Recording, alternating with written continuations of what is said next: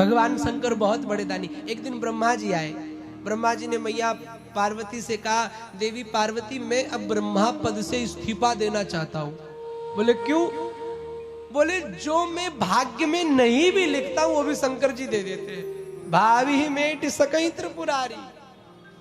अब बताओ, मैंने भाग्य में लिखा कुछ और ये दे कुछ और देते हैं।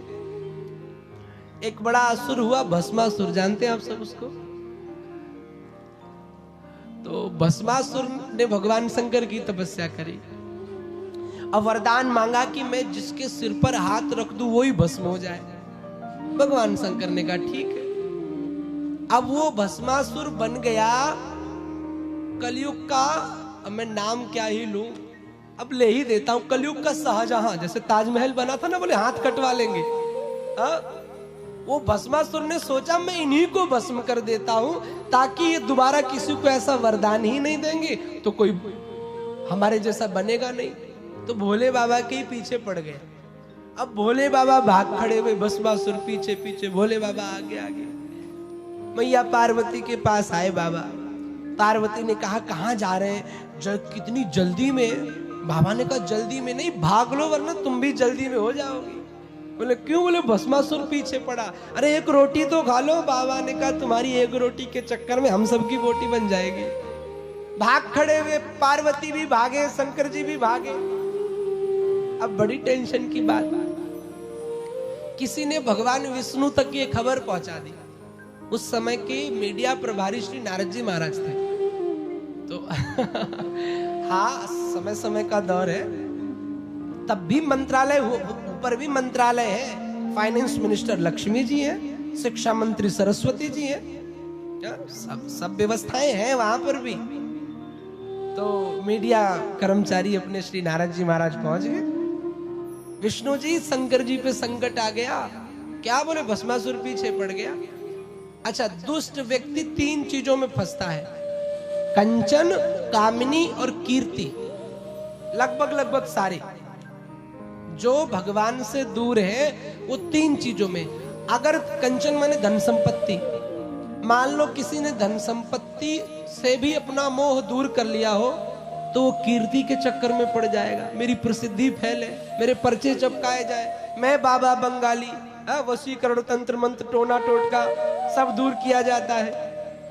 ऐसा भी हो। और मान लो किसी ने कीर्ति को भी जीत लिया, कंचन को भी जीत लिया, तो कामिनी के चक्कर में पड़ जाता है। तो लगभग संसार के लोग इन तीन झंझटों में उलझते ही हैं। तो भगवान विष्णु ने सोचा कि इसको फंसाने का एक ही जुगाड़ है। क्या? बोले नर से नारी बन जाओ। तो भगवान ने मोहिनी रूप ले लिया। आए हाय, जब भगवान विष्णु छोरा होते हैं, पुरुष रूप में होते हैं, तो दुनिया पागल हो जाती है। और जब वो छोरा से छोरी बनेंगे तो कितने सुंदर लगेंगे। आहा, क्या ही वर्णन करूं। भगवान विष्णु जानबूझकर ऐसे कमर पे हाथ रखे, ऐसे भस्मासुर के सामने आने लगे, ठुमक ठुमक कर चलने लगे। अब भस्मासुर ने देखा कोई बड़ी सुंदर सी स्त्री, सोचा यार स्त्री तो बहुत बढ़िया है, इससे थोड़ा परिचय बनाया जाए। अब फेसबुक तो चलता नहीं था कि रिक्वेस्ट भेज देते। हाँ? तो कहा देवी तुम कौन हो? तो नारायण जी तो बैठे थे कि ये बोले। भगवान बोले मैं बस हूं। मुस्कुरा दिए। नहीं, परिचय तो दो, मैं तुम्हारे लिए आई हूं। अब भस्मासुर बाल वाल संभालने लग गया ऐसे करके, मेरे लिए? हाँ तुम्हारे लिए, मैं तुमसे प्रेम करूं छू। अब भस्मासुर अंदर से, मुझसे प्रेम करती हो? कब से? अरे जब से आपके बारे में सुना है, जब से आपके बारे में देखा है, आपसे प्रेम हो गया। तो भस्मासुर बोला तो फिर पहले से काहे नहीं आई? तो लक्ष्मी भगवान मोहिनी बने। भगवान ने कहा पहले से कैसे आता? तुमने कभी मुझसे बात करने की कोशिश नहीं की। भस्मासुर और शर्माया गया। अच्छा ऐसी बात है। दुनिया का बड़े से बड़ा आदमी, नारी विवश नर सकल गोसाई, नाचहि नट मरकट की नाई।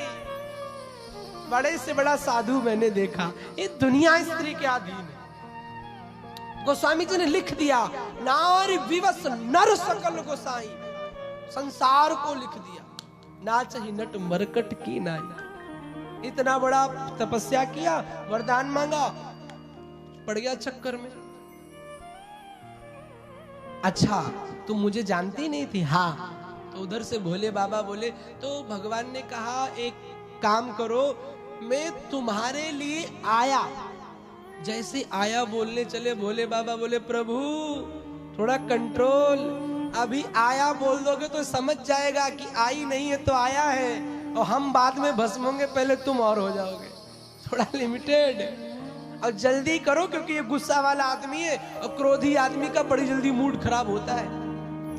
तो भोले बाबा के इशारों को भगवान ने समझा, तो भस्मासुर से कहा कि मैं तुमसे शादी करना चाहती हूँ, will you marry me? English में तो नहीं कहा होगा पर चूंकि समझाने का तरीका होना चाहिए अपना। तो भस्मासुर ने कहा हम तो तैयार हैं। तो फिर भगवान विष्णु ने कहा मेरी एक शर्त है। बोले क्या? बोले मुझे नृत्य बहुत पसंद है, तुम्हें मेरे जैसा नाचना पड़ेगा। एक बात याद रखो, जिस प्रोडक्ट में टर्म एंड कंडीशन होती है ना, उसका विश्वास मत करना। जहां टर्म एंड कंडीशन, नियम व शर्तें लागू, समझ जाओ फिर कोई ना कोई चक्कर है, अजी कोई कारण होगा। भोले बाबा ने कहा कि विष्णु जी ने कहा मेरे जैसा नाच के दिखाओ। तो भस्मासुर ने कहा नाचना तो अपन को आता ही नहीं है। तो भगवान ने कहा फिर तुम्हारा हमारा कोई जोड़ नहीं। भस्मासुर ने कहा रुको रुको रुको, आता नहीं है तो क्या हुआ, सीख तो सकता हूं, तुम मुझे सिखाओगी? भगवान ने कहा बिल्कुल। बोले कैसे? बोले एक हाथ कमर पे रखो। भस्मासुर ने रखा। बोले अब एक सर पे रखो। और जैसे ही भस्मासुर ने सर पे हाथ रखा, 2 मिनट में गोविंदाय नमो नमः, क्षण भर में भोलेनाथ आए। भगवान विष्णु ने कहा बाबा अब देने लेने से पहले कुछ तो सोच लिया करो, जो भी आए दे देते हो। लेकिन एक गुण यहां पर और मिल गया भगवान का। कौन सा? भोलेनाथ ने कहा कि हे प्रभु विष्णु, आज तुम मेरे लिए संकट मोचन बन के आए हो, मैं भी त्रेता में हनुमान के रूप में तुम्हारे लिए संकट मोचन बन के आऊंगा। वही भोलेनाथ एकादश रुद्र के रूप में श्री हनुमान जी महाराज के रूप में प्रकट हुए। बोलिए हनुमान जी महाराज की जय।